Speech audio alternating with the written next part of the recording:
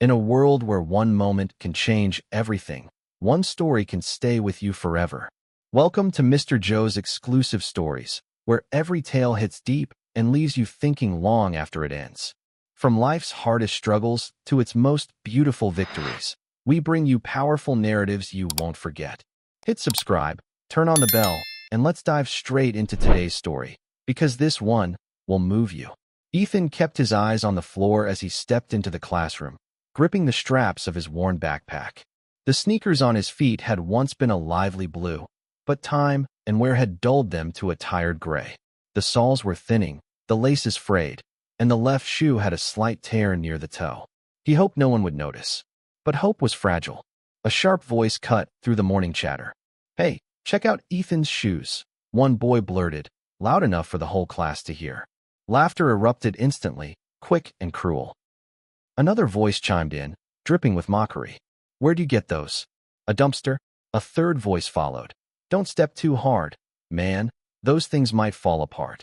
Ethan froze, his grip on the backpack tightening until his knuckles turned white. He could feel every pair of eyes on him, scanning, judging. His cheeks burned hot, and he lowered his gaze further, as if staring at the floor could shield him from humiliation. The laughter swelled. A couple of boys kicked their sneakers against each other, deliberately making noise to draw attention to their brand-new, high-end shoes. One even lifted his foot onto a desk like a trophy. "See this? These are real shoes, Ethan." Ethan bit the inside of his cheek to keep his face neutral. Words bubbled in his throat. He wanted to tell them how long it had taken to save for the pair he had, how his mom worked 2 jobs to keep a roof over their heads, how these shoes were the only ones he had, but nothing came out. If he spoke, he feared the quiver in his voice would betray the storm inside him. The teacher's voice finally broke through. "All right, enough. Everyone, settle down." The noise died reluctantly, leaving behind a residue of whispers and snickers. Ethan shuffled to the back of the room, choosing a seat in the corner, tucking his feet under the chair as though he could make them disappear. He barely heard the lesson that morning. His mind kept replaying the moment, each laugh echoing louder than the one before. He stared at his sneakers under the desk, focusing on the scuff marks like they were permanent scars he couldn't erase. When the lunch bell rang, Ethan waited until most of the class had left. He walked to the cafeteria with slow, measured steps, clutching the lunch bag his mother had packed, a simple sandwich and an apple. He scanned the crowded room for a place to sit. Every table seemed full of chatter and noise, but none of it welcomed him.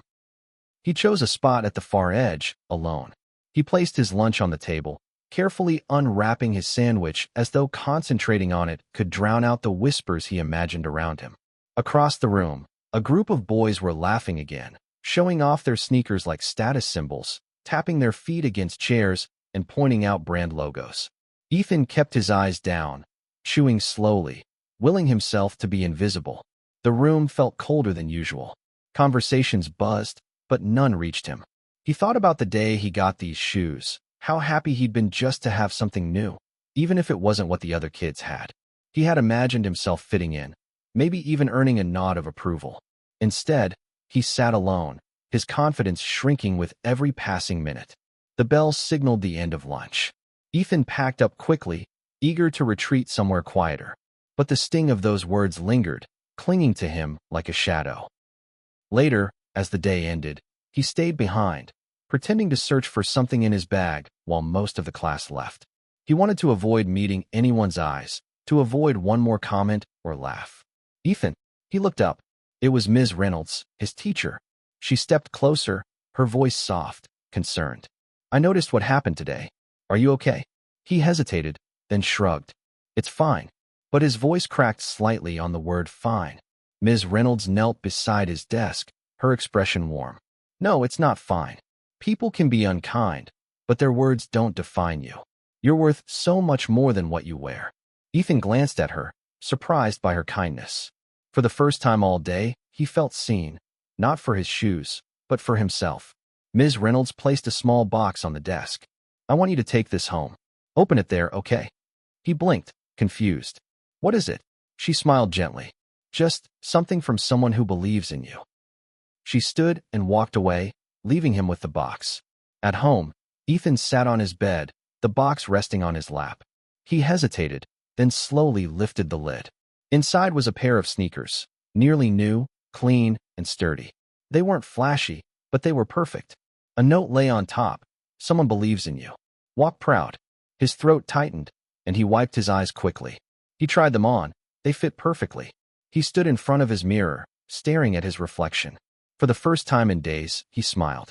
The next morning, Ethan walked to school feeling different. The shoes felt firm and comfortable, but it wasn't the shoes themselves. It was what they symbolized: kindness, hope, and a chance to stand a little taller. When he entered the classroom, conversations hushed briefly. A few kids glanced at his feet, but said nothing. One student even murmured, "Nice kicks, Ethan." He nodded, a small smile playing on his lips, then sat down without hiding his feet. Even the boys who had mocked him looked uncertain, their smirks gone. Ms. Reynolds caught his eye and gave a small, proud nod. For the first time in what felt like forever, Ethan didn't feel invisible. He didn't feel like a joke. He felt respected. The laughter from yesterday was gone, replaced by silence that didn't hurt but healed. He had walked into the same school, but it no longer felt like the same place, because he no longer felt like the same boy. He had always been more than his shoes. Today, he finally believed it. Thank you for watching Mr. Joe's exclusive stories, where every tale is more than just entertainment. It's an experience. If today's story moved you, inspired you, or made you think differently, don't let it end here. Subscribe now and be part of a community that values emotion, growth, and unforgettable narratives. Click the bell icon so you never miss another powerful moment, because every week we bring you stories that matter, stories that stay with you. And if this story touched your heart, share it with someone who needs to hear it today. You never know how far a little inspiration can travel. Drop a comment below and tell us how this story impacted you. We love hearing your thoughts. Together, let's keep the art of storytelling alive, one incredible story at a time. Until the next video, keep believing, keep feeling, and keep watching Mr. Joe's exclusive stories.